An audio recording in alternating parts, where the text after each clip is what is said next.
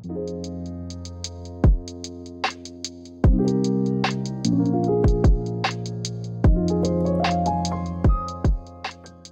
guys, welcome back to the Pressing Matters. I'm Scott. Thank you for tuning in today, and thank you for your support. Today I'm going to be covering 5 living stereo titles. Previously in the series, I've been doing one by one and doing extensive comparisons with other pressings that I have.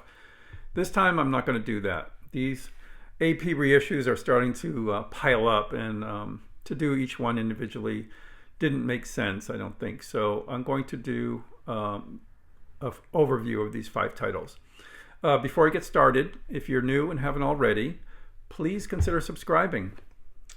I'll give you a few minutes. Okay, great. Thank you for subscribing. Thank you for hitting like. I really appreciate it. We're almost towards 6,000 subscribers. So I would like to get there, and your help in that is appreciated. So to these titles, I have been a big fan of this series so far. Chad, in his initial announcement about this series, said that he wasn't going to do it unless he was certain he could improve upon previous pressings, and that includes the classics, the Cheskys, the original pressings, and I think he really made good on his promise. I'm glad he went ahead with the series. It's absolutely beautiful, wonderful pressings, wonderful jackets, and great mastering, mostly by Ryan Smith. Sometimes they have used the Bernie Grundman cuts, as is the case with this first one. The European Decca sourced RCAs like this one, the Faust Carmen disc, one of the most famous discs in the series, and one of the most expensive to get an original pressing of.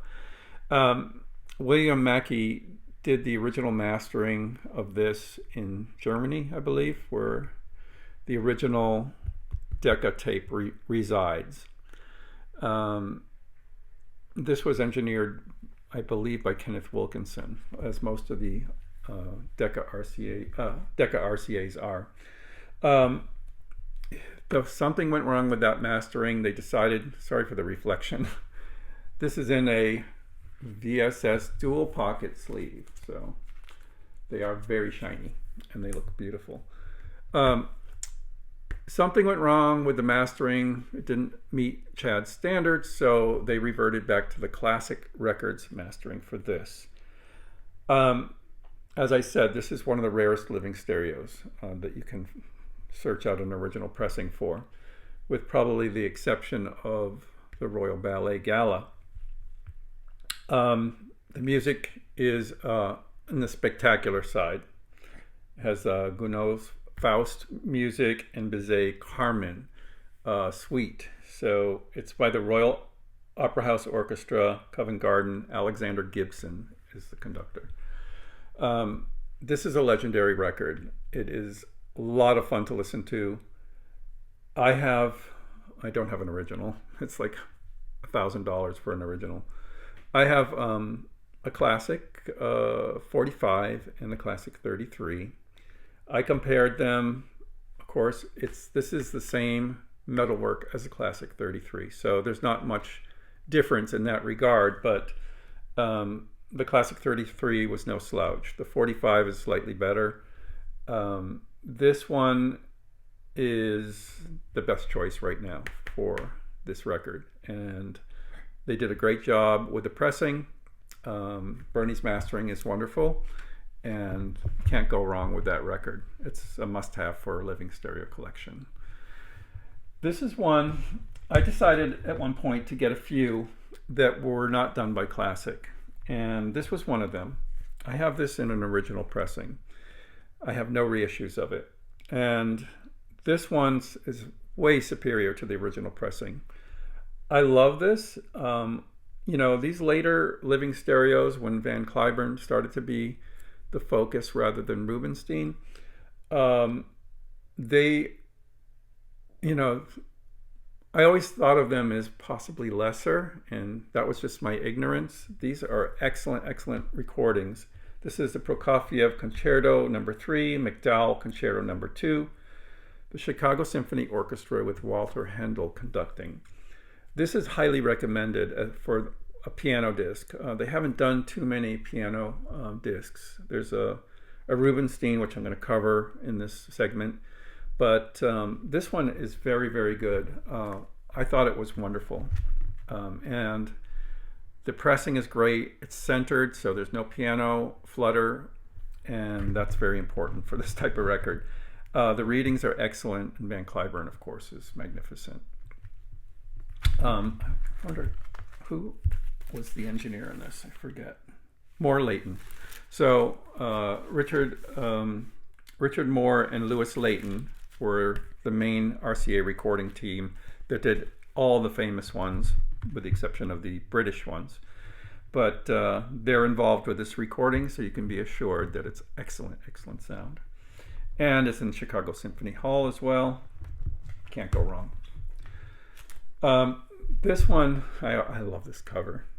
And the cover looks gorgeous. It's wrapped here, but this cover and all of them are fantastic. Beautiful, beautiful covers. And this artwork is just pops. This is Charles Munch and the Boston Symphony Orchestra, recorded in Orchestra Hall. The lead track is Bolero, and you've all heard Bolero. I think he does a great job of it, and it does sound good. This is backed with 3 other tracks: La Valse, Rhapsody Espagnole, and Prelude to the Afternoon of a Faun. Personally, I like all the other tracks more than Bolero, but that's just because I'm so familiar with Bolero, I don't really need to hear it again. But it's worth it for just the rest of the tracks. Excellent record, highly recommended. It beat out my original by a mile in sound quality, and it was an original Shaded Dog. That went into the vault, never to be seen again. This is taking precedence in my collection. It's beautiful. Then we have this. Now, I'm a huge Arthur Rubinstein fan, and this record is one of his best. It's magnificent. The reading is beautiful. Rhapsody on a Theme of Paganini by Rachmaninoff. The first side is Reiner and the Chicago Symphony Orchestra. The second side is done in San Francisco with Enrique Jorda, and that is Nights in the Garden of Spain. And there is a sound difference between side 1 and side 2. Side 1 is magnificent. Side 2, I don't know, they don't list any of the engineers on this, so I'm assuming side 1 was more Layton. I don't know about side 2, but it sounds like it might have been a different team. I have this in many pressings. I have an original Shaded Dog. I have a later white modern RCA label with a small dog, which is very, very good. Both of them are excellent. I have the Classic 33 and the Classic 45. This is my favorite. It sounds magnificent, especially side 1. And this is a must-have, an absolute must-have. I hope they do more Rubinstein recordings because there's nobody like him. This one I just got recently, and I have an original pressing. Here it is, actually. An original Shaded Dog, 1S, 3S, I think. And I have this one, which is an unusual one. This is Classic did a single 45 of 1 track on this album, the Ravel Alborada del Gracioso. So, forgive my Spanish. But this is a spectacular. It's a spectacular record all the way through.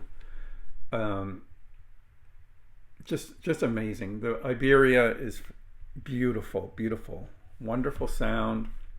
You can hear Orchestra Hall. There's a lot of interesting exotic percussion and just a feeling, that impressionistic feeling from Debussy's music that just thrilling, just thrilling. And this one is maybe a touch more thrilling for that one cut, but try to find that one for a good price and you will cry. These you don't have to cry. You can buy them now. You don't have to cry later because they're available and they're continuously in print. Sometimes they go out of stock, but these Iberia and the Rachmaninoff I just got recently, so they are in stock. But these records are gorgeous, just gorgeous. 200 gram pressings, really well done. And now with the new stylus that I'm trying out, which is the Audio-Technica AT33EV, which has temporarily replaced my Hannah SL because I'm suspecting there is an issue with the Hannah. And I'm investigating it. I contacted Musical Surroundings to see if they can inspect it, to see if there's an issue with it. Because I don't feel right,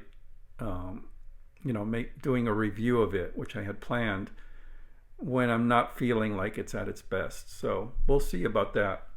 But in the meantime, I did put this Audio-Technica on the advice of my dealer, Oz at Let There Be Sound. And the first things I started playing were these AP living stereos, because I had been saying that I'm hearing like a high noise floor on them, and it's gone now. So the Shibata was, maybe something was wrong with it, but the Shibata was emphasizing surface noise on these. And with the Audio-Technica, which is this, it's much, much quieter in the groove. Now, I'm still trying to sort out the sound and evaluate where I'm at with this cartridge. It's a trial. It's definitely quieter in the groove. It reproduces these discs beautifully. And almost everything about it sounds better than what I was getting with the Hannah. So I'll have more to say on it in the future video, but I don't want to go too much on about it because it's only at 10 hours, so it needs break-in. But you can not go wrong with any of these. Iberia, spectacular. This reading and sound, spectacular. The Bolero is beautiful. The rest of the tracks on Bolero. The Van Cliburn is a magnificent disc as well, and a great performance. And the Faust Carmen is legendary. They're all must-haves, really. They are. And I am getting addicted to these, and you will too. They are fabulous. So thank you for tuning in to this this catch-all video for the recent living stereos that I've gotten. Let me know what you think if you have any of these. Until next time, I'm Scott for The Pressing Matters. Thank you for tuning in and have a great day.